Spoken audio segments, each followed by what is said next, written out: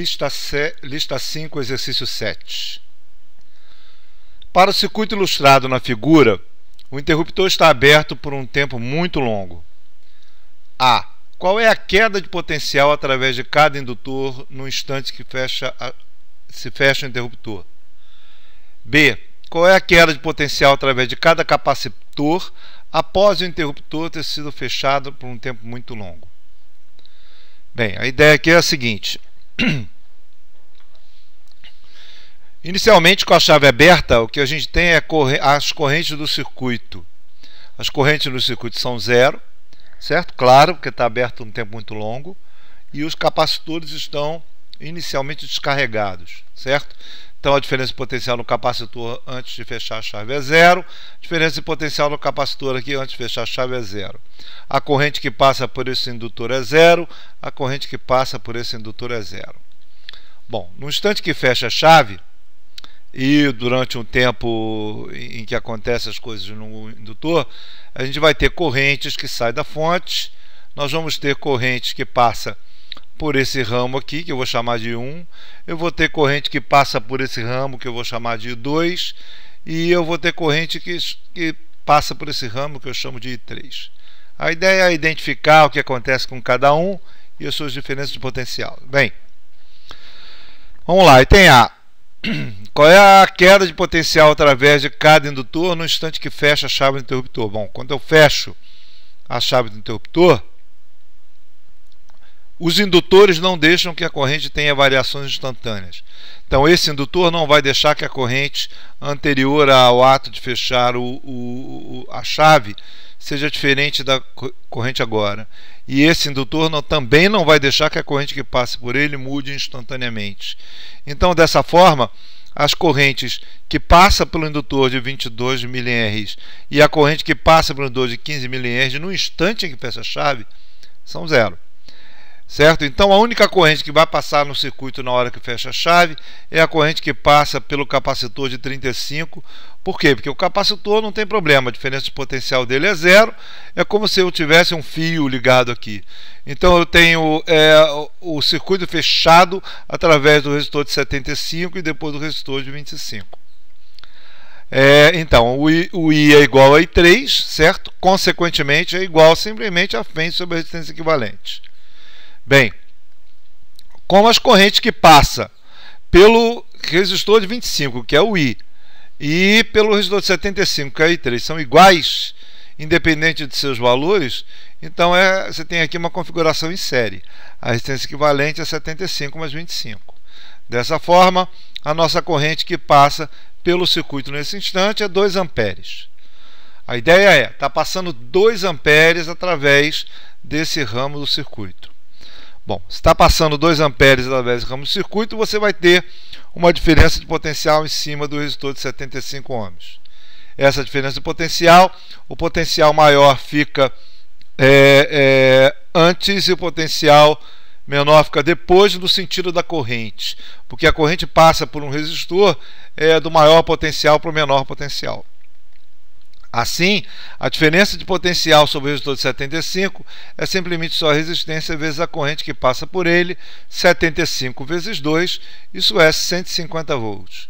Você tem 150 volts em cima da resistência de 75, consequentemente você tem 50 volts através da resistência de 25, fazendo 200 volts, que é a DDP da fonte. Bem, mas a diferença de potencial sobre o resistor de 50 é zero.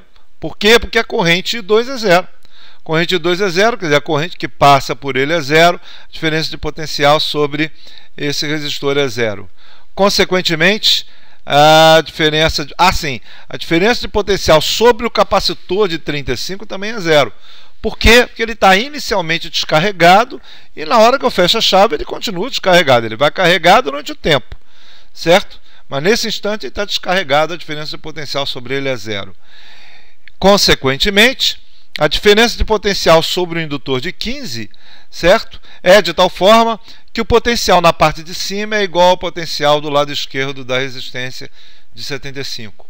O potencial na parte de baixo é igual ao potencial do lado direito da resistência de 25. Porque todo esse ramo aqui tem exatamente o mesmo potencial e chega aqui embaixo no indutor, e aqui em cima todo esse ramo tem o mesmo potencial, já que a DDP sobre o resistor de 50 é zero. Então, porque eu não tenho correntes. Então, o potencial dos dois aqui é o mesmo. Consequentemente, a diferença de potencial sobre o resistor do indutor de 15 é igual à diferença de potencial do resistor de 75, isso é 150 volts. Bom, a diferença de potencial do capacitor de 70 também é zero, pelo mesmo motivo que a diferença de potencial do capacitor de 35. Por quê? Porque ele está inicialmente descarregado. E também a diferença potencial sobre o resistor de 38 também é zero, porque a corrente I1 é zero. Como a corrente I1 é zero, então a corrente que passa nesse ponto é zero por causa do indutor, né? O indutor não deixa que ele seja diferente de zero nesse instante. E então a diferença de potencial no resistor é zero e o capacitor está descarregado, a sua diferença de potencial também é zero. Isso é, a diferença de potencial no indutor de 22 mA vai ser de tal forma que o potencial em cima tem o mesmo potencial do lado esquerdo do resistor de 75. O potencial embaixo, já que todos esses elementos aqui a diferença de potencial é zero e esse elemento a diferença de potencial é zero também, então o potencial na parte de baixo do indutor é exatamente o potencial do lado direito da resistência. Dessa forma, a diferença de potencial sobre o indutor de 22 é igual à diferença de potencial sobre o indutor de 15. Isso é igual à diferença de potencial sobre o resistor de 75, que é 150 volts. Dessa forma, a gente consegue responder o item A. Vamos lá, o item B. O item B passou-se um tempo muito longo. Agora, se você passou um tempo muito longo, significa o quê? Significa que as correntes estão estabilizadas. E as correntes estabilizadas, com as correntes estabilizadas, os capacitores estão totalmente carregados. Corrente estabilizada, capacitor totalmente carregado. Vamos agora analisar como fica o circuito. Isso é, de cara, I1 e I3 são zero. A única corrente que tem é o I2.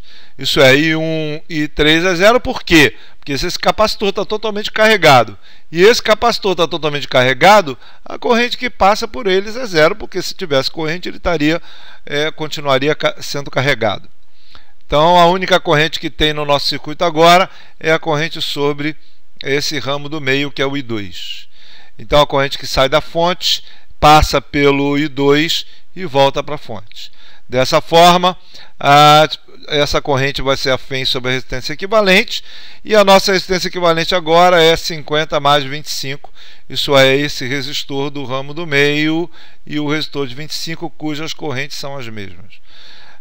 Assim, a nossa corrente é 2,7 amperes agora. 2,7 amperes a corrente que sai da fonte, 2,7 amperes a corrente que passa por esse ramo. Bem, a diferença de potencial agora sobre o resistor de 50 é simplesmente RI2.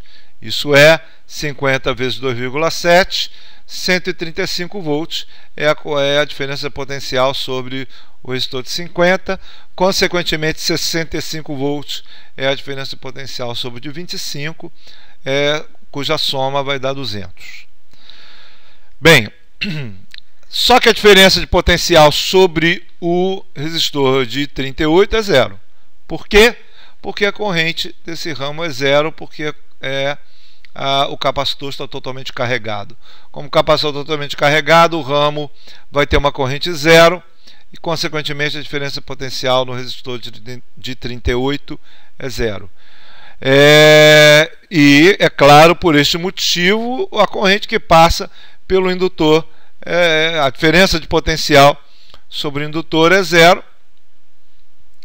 Por quê? Porque depois de um tempo muito longo, as correntes estão estabilizadas. Mesmo sendo zero, ele vai continuar sendo zero o tempo todo a partir de agora, porque a corrente já chegou ao seu ponto final, o seu valor final, e o seu valor final, no caso desse ramo aqui, é zero. Sobre o indutor de 15, a diferença de potencial também é zero.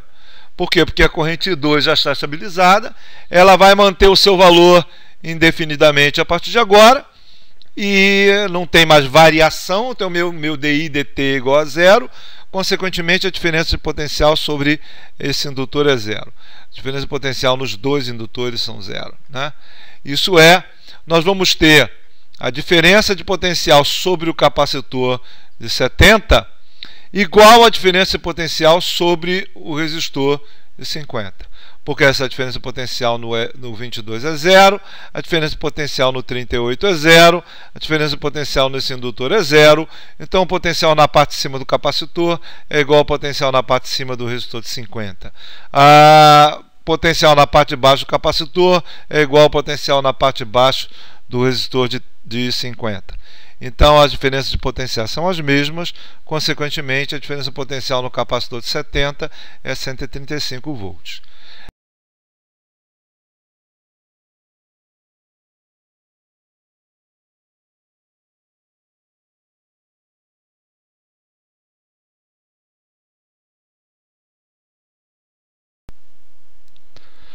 O mesmo raciocínio a gente pode usar no ramo da direita.